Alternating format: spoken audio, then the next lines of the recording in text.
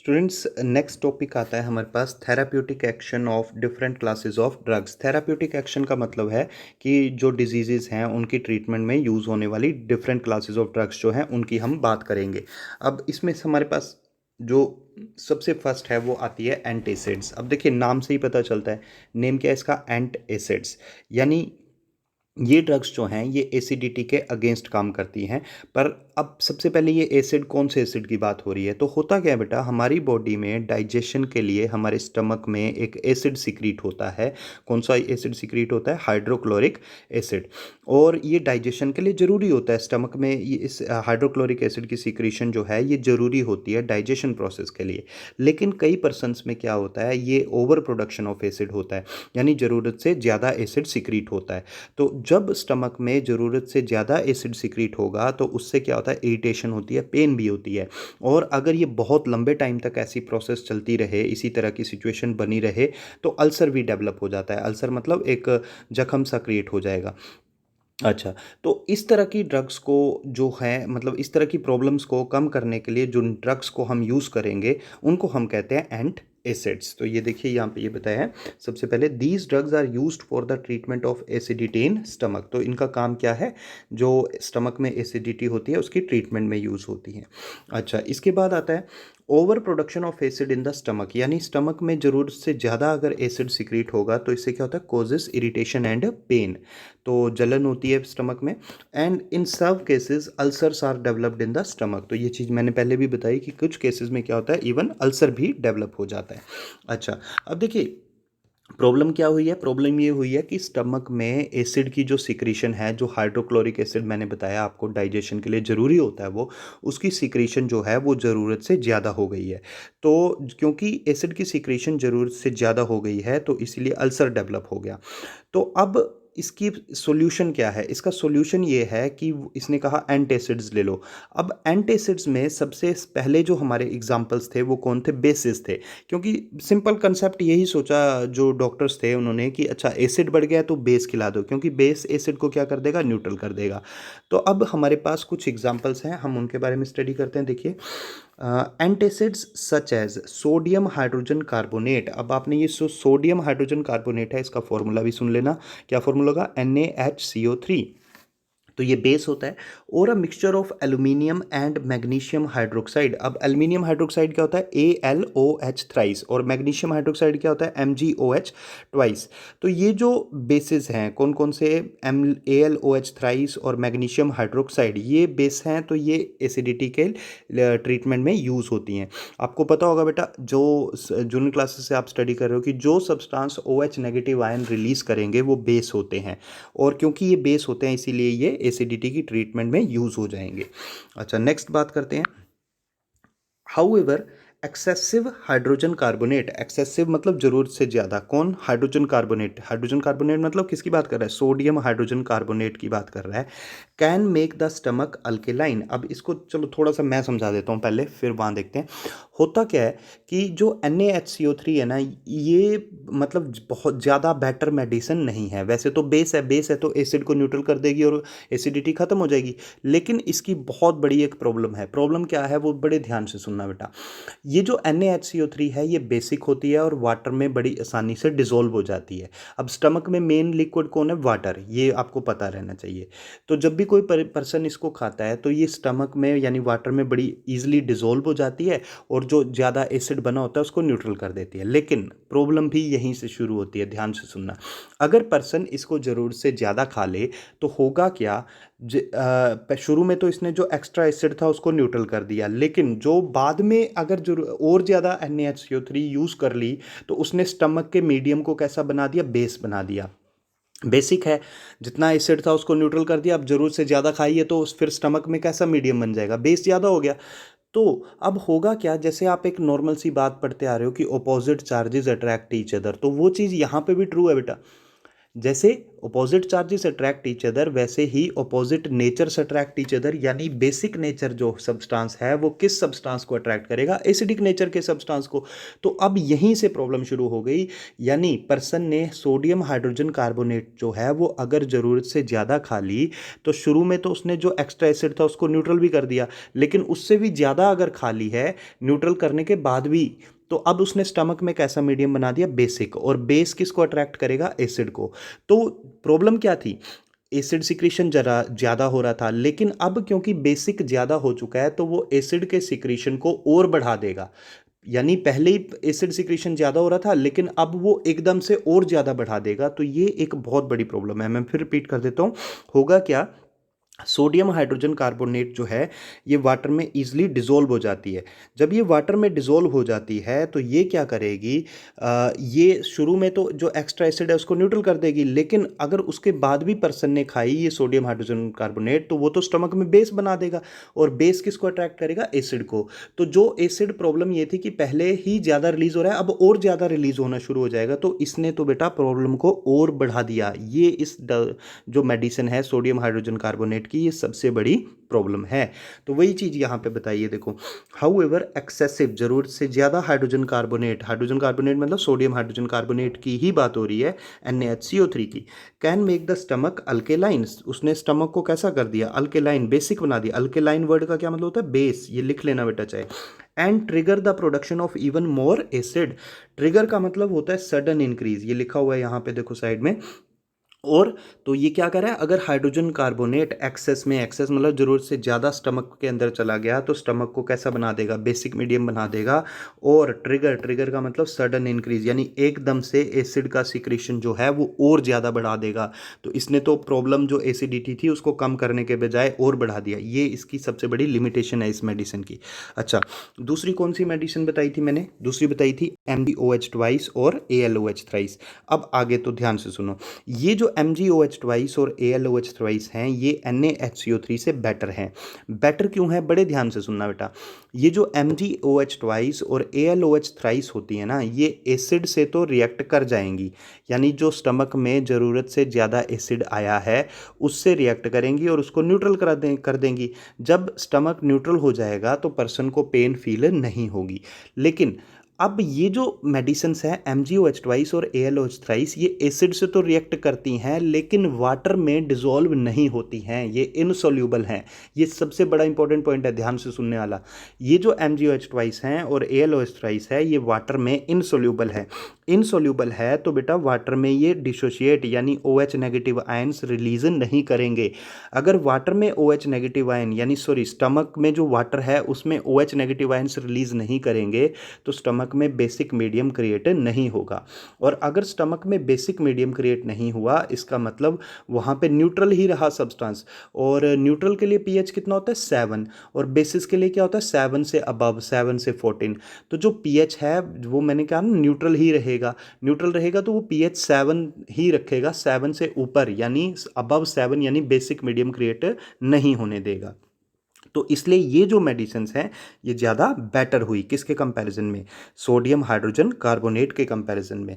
तो ये है, अब देख लो इसको एक बार क्या कह रहा है, देखो मेटल हाइड्रोक्साइड्स यानी कौन कौन से, MgOH ट्वाइस और AlOH twice are better alternatives, ये बढ़िया हैं। कहता उस अल्टरनेट मतलब जो सोडियम हाइड्रोजन कार्बोनेट थी उसके कंपैरिजन में ये बेटर अल्टरनेटिव्स हैं, बिकॉज ऑफ बीइंग इनसोल्यूबल। अब ये सबसे इंपॉर्टेंट वर्ड है बेटा, तो इस इनसोल्यूबल वर्ड का मतलब समझ लेना यहाँ पे, जो मैंने पीछे भी समझाया कि ये जब स्टमक में जाएंगी तो ये स्टमक में जो वाटर है उसमें डिसॉल्व नहीं होंगी तो OH नेगेटिव आयंस नहीं बनेंगे, OH नेगेटिव आयंस नहीं बनेंगे तो वहाँ पे बेसिक मीडियम क्रिएट नहीं होगा, यानी pH 7 से अबव नहीं जाएगा। तो these do not increase the pH above neutrality, ये वही चीज़ समझा रहा हूँ बेटा, यानी pH 7 से ऊपर नहीं जाएगा यानी बेसिक मीडियम क्रिएट नहीं होगा। तो इस तरह से ये मेडिसिन जो है वो जो सोडियम हाइड्रोजन कार्बोनेट था उससे बेटर है। अच्छा, ये तो दोनों की अलग अलग बात आ गई। लेकिन अब इन दोनों की एक कॉमन प्रॉब्लम है। प्रॉब्लम क्या है, अगर तो आप ध्यान से समझो तो इन दोनों ही मेडिसिन्स ने सिर्फ किया क्या, इन्होंने सिर्फ ये किया कि जो एसिड स्टमक के अंदर ज़रूरत से ज़्यादा आ गया था उसको न्यूट्रल कर दिया। जब वो न्यूट्रल हो गया एसिड, तो पर्सन जो था उसको पेन नहीं होगी, अब उसको लगेगा मैं बिल्कुल ठीक हो गया हूँ। पर क्या वो वाकई में ठीक हो चुका है? नहीं हुआ ठीक, क्योंकि प्रॉब्लम थी एसिड की सिक्रीशन जो है वो ज़रूरत से ज़्यादा हो रही है। तो उसका एसिड सिक्रीशन जो है वो कम नहीं हुआ है, सिर्फ हुआ ये है कि जो एसिड सिक्रीट ज़रूरत से ज़्यादा हो चुका था वो न्यूट्रल कर दिया गया है, तो उसको पेन फील नहीं हो रही है। लेकिन अभी भी जो एसिड की सिक्रीशन है ज़रूरत से ज़्यादा, वो दोबारा जब तक वो उस दवाई का असर रहेगा, यानी स्टमक में वो बेस वाला सब्सटेंस रहेगा वो न्यूट्रल होता कर देगा और उसको पेन फील नहीं होगी। लेकिन जैसे ही वो बेसिक दवाई ख़त्म हो जाएगी स्टमक के अंदर, तो दोबारा से एसिड सिक्रीशन तो ज़रूरत से ज़्यादा हो रही है, तो वो दोबारा एसिड आ जाएगा और फिर पर्सन को पेन शुरू हो जाएगी। तो ये जो मेडिसिन्स हैं ये सिर्फ मतलब जो ज़्यादा एसिड सिक्रीशन होने की वजह से पेन होती है उसको ख़त्म करती हैं। ख़त्म कैसे करती हैं? क्योंकि एसिड बन गया, पेन हुई, तो उन्होंने ये न्यूट्रल कर देती हैं। लेकिन इन्होंने कोज को, यानी इन्होंने किसको ख़त्म किया बेटा? सिम्टम को। सिम्टम मतलब लक्षणों को। लक्षण क्या हुए? पर्सन को पेन हुई, दर्द हुई, ये लक्षण है। तो दवाई दे दी, बेस दे दिया NaHCO3 या MgOH ट्वाइस या LOH3, दर्द खत्म हो गई क्योंकि इन बेस ने इस एसिड को न्यूट्रल कर दिया। तो इन्होंने तो सिर्फ सिम्टम को, लक्षण को ख़त्म किया। कोज यानी जो ज़रूरत से ज़्यादा एसिड सीक्रेट हो रहा है उस प्रॉब्लम को ख़त्म नहीं किया है। तो यही चीज़ यहाँ पे बताई गई है। देखिए, these treatment control only symptoms and not the cause. अच्छा, तो इसके बाद क्या हुआ बेटा? इसके बाद अब नई दवाई बनाने की कोशिश की गई जो किसको ख़त्म कर सके? कोज को ख़त्म कर सके। कोज मतलब एसिड जो ज़रूरत से ज़्यादा सिक्रीट हो रहा है उसको कम कर दे। इसको कम कैसे किया जाएगा वो सुनो अब ध्यान से। किया क्या गया बेटा? बेसिकली पहले एक दूसरी बात आप ये समझो कि होता क्या है, एसिड सीक्रेट जो डाइजेशन के लिए होता है हमारे स्टमक में, वो होता कब है? ये तब होता है जब एक हमारी बॉडी में केमिकल मैसेंजर होता है। केमिकल समझ लो, हिस्टामीन होता है बेटा। उस केमिकल का नाम क्या होता है? हिस्टामीन। हिस्टामीन जो है वो हमारे स्टमक में रिसेप्टर रिसेप्टर मैंने पिछले टॉपिक्स में बताया था। रिसेप्टर्स क्या होते हैं? जो मैसेज पकड़ते हैं और अंदर सेल के पास मैसेज पहुंचाते हैं कि हाँ जी ये काम करना है। तो जो स्टमक के रिसेप्टर्स होते हैं वो एसिड सिक्रीट तब करते हैं जब हिस्टामीन रिसेप्टर से जुड़ता है। ध्यान से सुनो, जब हिस्टामीन रिसेप्टर से जुड़ता है तो फिर सेल को मैसेज मिल जाता है भाई एसिड सिक्रीट करो स्टमक में, तो स्टमक में एसिड सिक्रीट हो जाता है। किसकी वजह से होता है? फिर पूछ रहा हूँ, रिसेप्टर, जब रिसेप्टर और हिस्टामीन आपस में जुड़ेंगे तब एसिड सिक्रीट होगा स्टमक में। तो अब डॉक्टर्स ने सोचा हम एक ऐसी दवाई बनाएं जो हिस्टामीन और रिसेप्टर को जुड़ने से रोकेगी, और अगर हिस्टामीन और रिसेप्टर आपस में नहीं जुड़ेंगे तो एसिड की सिक्रीशन भी नहीं होगी या एसिड की सिक्रीशन कम हो जाएगी। तो ये दवाई जो थी, ये दवाइयाँ कोज को ख़त्म कर देंगी, ऐसा डॉक्टर्स ने सोचा और बाद में वो सक्सेसफुल भी रहे। उन्होंने एक दवाई बनाई सिमेटिडीन और बाद में रेनिटिडीन। तो ये दोनों दवाइयाँ जो हैं ये ऊपर वाली जो MgOH ट्वाइस, LOH थ्राइस या NaHCO3 हैं इन सबसे बेटर हैं क्योंकि ये कोज को ख़त्म कर देती हैं। तो देखो इसको एक्सप्लेन कैसे करना है, देखिए लिखना कैसे है। A chemical histamine stimulates, stimulates का मतलब होता है बढ़ावा देना। ये अपनी कॉपी में जो चीज़ें लगता है मुश्किल वो यहाँ पे लिख लेना चाहिए, ये खाली जगह इसीलिए छोड़ी है। तो देखिए, केमिकल हिस्टामीन एक केमिकल होता है हमारी बॉडी के अंदर, हिस्टामीन स्टिमुलेट मतलब बढ़ावा देता है। किसको बढ़ावा देता है? Secretion of hydrochloric acid in the stomach. Hydrochloric acid के रिलीज को ये जो हिस्टामीन है ये बढ़ावा देता है। कब बढ़ावा देता है? जब ये हिस्टामीन किससे जुड़ेगा? रिसेप्टर से। तो ये ध्यान रखना है। अच्छा, द ड्रग सिमेटिडीन, एक ड्रग बनाई कहता है सिमेटिडीन, जिसका दूसरा नाम क्या है? Tagamet, was designed to prevent the, ये ऐसी दवाई बनाई टू प्रिवेंट मतलब रोकना, तो ये रोकती है कहता interaction of histamine with the receptor. ये इंपॉर्टेंट वर्ड है, इनको ध्यान से समझना। ये दवाई क्या करती है? ये रोकती है, प्रिवेंट जुड़ने से, इंटरेक्शन मतलब जुड़ने से, किसको? हिस्टामीन को रिसेप्टर से। तो जब हिस्टामीन और रिसेप्टर जुड़ेंगे नहीं तो एसिड का सिक्रीशन भी कम हो जाएगा प्रेजेंट इन द स्टमक वाल। This resulted in release of lesser amount of the acid. The importance of the drug was so much that it remained the largest selling drug in the world. ये सबसे ज़्यादा बिकने वाली drug थी। कब तक? जब तक एक दूसरी ड्रग कौन सी जेंटेक डिस्कवर नहीं हुई तब तक। तो ये चीज़ आई बेटा। और नेक्स्ट देखो, नेक्स्ट एक और टॉपिक कर लेते हैं। नेक्स्ट आ गया हमारे पास एंटी हिस्टामीन्स। अब ये एंटी हिस्टामीन्स क्या है?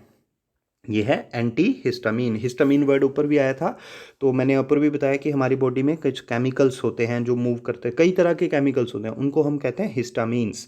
तो देखो एंटी हिस्टामीन्स यानी हिस्टामीन्स के अगेंस्ट जो काम करे, जैसे एंटासिड क्या थी, जो एसिडिटी के अगेंस्ट काम करे, तो वैसे ही आती हैं एंटी हिस्टामीन्स। देखिए, the drugs that inhibit, inhibit word का क्या मतलब होता है? रोकना।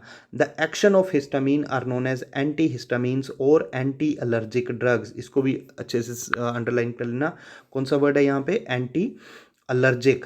तो ये जो एंटी हिस्टामीन्स होती हैं, इन्हीं का दूसरा नाम है ये कौन सा? Anti allergic. और सिंपल डेफिनेशन हो गई बेटा, नाम से ही बन जाएगी कि वो ड्रग्स इनहिबिट, इनहिबिट मतलब रोकना, किसको रोकें? Action of histamines are known as anti histamines और एंटी अलर्जिक। अच्छा, अब ये हिस्टामीन को काम करने से रोकती हैं कौन? Anti histamine. ये तो नाम से ही पता लग गया, लेकिन ये हिस्टामीन क्या चीज़ है पहले उसको समझ लेते हैं। तो देखो, हमारे पास क्या होता है, ये जो हिस्टामीन है ये पोटेंट वैसोडाइलेटर होता है। ये जो लाइन है इसको देखो, histamine is a potent vasodilator. अब ये कह रहा है पोटेंट वैसोडाइलेटर। देखो, पोटेंट का मतलब होता है, पोटेंट का मतलब होता है पावरफुल। तो पावरफुल तो आपको समझ आता है, शक्तिशाली। वैसोडाइलेटर, वैसोडाइलेटर का मतलब होता है जो ब्लड वेसल्स को वाइड कर दे, बड़ा कर दे, एरिया बढ़ा दे। एरिया बढ़ जाएगा तो ब्लड प्रेशर कम हो जाएगा। इसको मैं फिर रिपीट कर देता हूँ, वैसोडाइलेटर क्या होता है? जो ब्लड वेसल्स को वाइड कर दे, बढ़ा दे। और एरिया, प्रेशर क्या होता है बेटा? Force by area. बड़ा करेगा तो एरिया बढ़ेगा, एरिया बढ़ेगा तो प्रेशर कम हो जाएगा। तो ऐसे सब्सटेंसेस को हम कहते हैं वैसोडाइलेटर। तो हिस्टामीन जो होते हैं ये पावरफुल वैसोडाइलेटर होते हैं, यानी ब्लड वेसल्स को बड़ा कर देते हैं और जिससे क्या होता है? ब्लड प्रेशर कम हो जाता है। अच्छा, histamine is also responsible for the nasal congestion. Nasal congestion होता है नाक बंद होना, associated with common cold and allergic response to pollen. साथ में कहता है ये हिस्टामीन ही होता है जिसकी वजह से जब कॉमन कोल्ड होता है तो नाक बंद हो जाती है ना, नाक में प्रॉब्लम हो जाती है, तो वो उसका रीज़न भी कौन है? कहता है ये हिस्टामीन, जो हमारी बॉडी के अंदर केमिकल्स होते हैं वही होते हैं। और कईयों को allergic response to pollen, pollen मतलब घास फूस, तो कईयों को जो, जैसे इसको डस्ट से भी समझ सकते हो बेटा, डस्ट हो गई या ये जो फसल जब कटती है तो उसका जो डस्ट होते हैं, जो क्रॉप्स के छोटे छोटे पार्टिकल्स होते हैं, इसके बीच में कई पर्सनस अगर चले जाएं तो उनको छींकें शुरू हो जाती हैं, या उनको मतलब आइज़ में इरिटेशन हो जाती है, खारिश होने लग पड़ती है। तो ये सारी क्या हैं? एलर्जीज हैं। तो ये एलर्जीज के पीछे भी कहता कौन है? हिस्टामीन। तो हिस्टामीन समझ आ गया। मैं एक बार रिपीट करता हूँ, देखो, एंटी हिस्टामीन यानी जो हिस्टामीन को काम करने से रोकें, और इन्हीं का दूसरा नाम क्या है? Anti allergic. हिस्टामीन क्या है? पोटेंट वैसो, आपने भी यही वर्ड याद करना है, पोटेंट वैसो डायलेटर। खुद को आपको पोटेंट का मतलब भी आना चाहिए, वैसो डायलेटर का भी आना चाहिए। पोटेंट क्या है? पावरफुल। वैसो डायलेटर वो होते हैं जो वेसल्स के साइज को बड़ा करेंगे और प्रेशर को कम कर देंगे। अच्छा, हिस्टामीन रेस्पॉन्सिबल होता है, कहता है नसल कंजेशन, नाक जो बंद हो जाती है कॉमन कोल्ड में उसमें भी, और कई तरह की एलर्जीज के लिए भी यही रेस्पॉन्सिबल होता है। अच्छा, नेक्स्ट इसके एग्जांपल्स हैं सिंथेटिक ड्रग्स, ब्रोम फेन इरामीन। बड़े ध्यान से सुनो, जैसे मैं बोल रहा हूँ ऐसे ही बोलना, उससे आपकी स्पेलिंग गलत नहीं होगी। ब्रोम फेन इरामीन, दीमेतप, इसका एक दूसरा नाम क्या है? दीमेतप। एंड तरफेनादीन, कौन है? तरफेनादीन, सेलदाने। तरफेनादीन का ही नाम है सेलदाने। ब्रोमफेन इरामीन का नाम क्या है? दीमेतप। और तरफेनादीन का Seldane. Act as anti histamines. They interfere with the natural action of histamine by competing with histamine for binding sites of receptors. यानी ये एंटी हिस्टामीन्स क्या करती हैं? ये हिस्टामीन को काम करने से रोकती हैं। कैसे रोकती हैं? हिस्टामीन को ये जुड़ने ही नहीं देंगी। कहाँ, किससे जुड़ने नहीं देंगी? रिसेप्टर से। हिस्टामीन्स बाय कंपीटिंग, ये देखो ना, by competing with histamine for binding sites of receptors. तो इस तरह से ये हिस्टामीन को काम करने से रोकती हैं। अच्छा, एक ना लास्ट टॉपिक था, वहाँ पे मैंने आपको बताया था कि हमारी बॉडी में ना कई तरह के रिसेप्टर्स होते हैं, और हर केमिकल के लिए अलग रिसेप्टर बना होता है। तो अब अभी लास्ट टॉपिक में ये जो हमने ये लास्ट वाली जो मेडिसिन्स बताई ना, ये वाली सिमेटिडीन और जेंटेक जो एंटासिड के टॉपिक में बताई, ये भी क्या करते हैं? ये भी हमने यही कहा कि हिस्टामीन को, ये हिस्टामीन है, इसको रोकती हैं, ये देखो, prevent the interaction of histamine with the receptor, तो ये भी तो हिस्टामीन को ही रोकती हैं रिसेप्टर से जुड़ने से और एसिड को सिक्रीशन को कम कर देती थी। मतलब ये रेनिटिडीन और कहता सिमेटिडीन ये भी किसके अगेंस्ट काम करती हैं, ये भी हिस्टामीन को ही काम करने से रोकती हैं। तो कहता, अब क्वेश्चन कहता यहाँ पे ये है, ये देखो क्वेश्चन ही पढ़ लेते हैं, चलो देखो, कहता why do above mentioned anti histamines, above मतलब जो ये पीछे एंटी हिस्टामीन्स बोली, ब्रोम, फेनिरामीन, दीमेता, तरफेनादीन, सेल दाने वाली, not affect the secretion of acid in stomach, यानी ये एसिडिटी को ख़त्म क्यों नहीं कर देती, क्योंकि वो जो रेनिटिडीन और जेंटक थी वो भी तो हिस्टामीन को ही रिसेप्टर से जुड़ने से रोकती थी और ये भी ऐसे ही करती हैं। तो ये वाली दवाई जो है कहता है एसिडिटी में भी काम आ जानी चाहिए, पर नहीं आएगी। क्यों नहीं आएगी बेटा, हर एक का रिसेप्टर अलग अलग है, सिंपल है। तो हर एक चीज़ का रिसेप्टर अलग होगा, तो इसलिए दवाई भी अलग अलग होगी। जो एंटासिड वाली दवाइयाँ थी सिमेटिडीन, रेनिटिडीन, उनका रिसेप्टर अलग है, वो स्टमक वाल में है। जो ये दवाइयाँ हैं इनके रिसेप्टर्स अलग होंगे, तो इसलिए दोनों एक दूसरे के काम में इंटरफेयर नहीं करेंगे। तो वही ये आंसर भी बताया, the reason is that anti allergic and antacid drugs work on different receptors. तो ये हमारे पास एंटी हिस्टामीन्स।